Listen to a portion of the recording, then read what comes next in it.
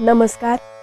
आज 24 जानेवारी ब्रह्मचैतन्य गोंदवलेकर महाराज आपल्या आजच्या प्रवचनात आपल्याला काय सांगतात ते आपण ऐकूया। श्रीराम। नाम साधन कसे करावे? नामाचे साधन कसे करावे? एखाद्या दगडावर पुष्कळ पाणी एकदम ओतले तर तो दगड नुसता भिजेल आणि पाणी निघून जाऊन कोरडा होईल, पण तेच पाणी थेंब थेंब असे एकाच ठिकाणी आणि अखंड पडत राहिले तर त्या दगडाला भोग पडेल आणि काही दिवसांनी दगड फुटूनही जाईल। त्याप्रमाणे केव्हा तरी पुष्कळ साधन करण्यापेक्षा अगदी अल्प प्रमाणात का होईना पण नित्यनेमाने ठराविक वेळी आणि शक्यतर ठराविक स्थळी जर नामाचे साधन केले तर ते जास्त परिणामकारक होते।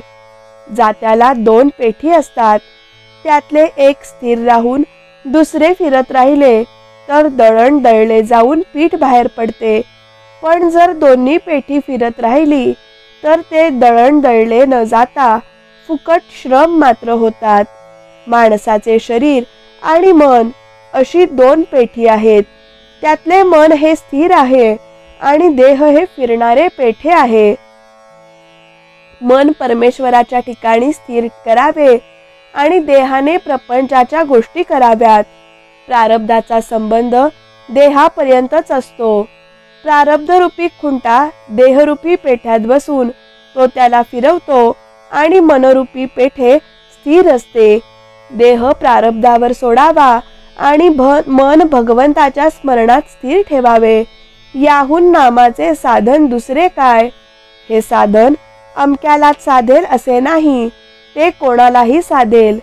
गरीबाला गरिबीचे दुःख होते म्हणून साधत नाही, तर श्रीमंताला पैशाचा अभिमान आणि लोभ असतो म्हणून साधत नाही। विद्वानाला विद्येचा अभिमान होतो म्हणून साधत नाही, तर अडाण्याला काय करावे हे समजत नाही म्हणून साधत नाही।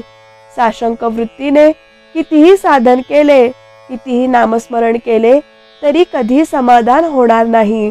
नीतिधर्माचे आचरण, शास्त्रशुद्ध वर्तन, शुद्ध अंतःकरण आणि भगवंताचे स्मरण इतक्या गोष्टी असतील तरच साधक शेवटपर्यंत पोहोचेल आणि शेवटपर्यंत तो पोहोचला तरच फायदा।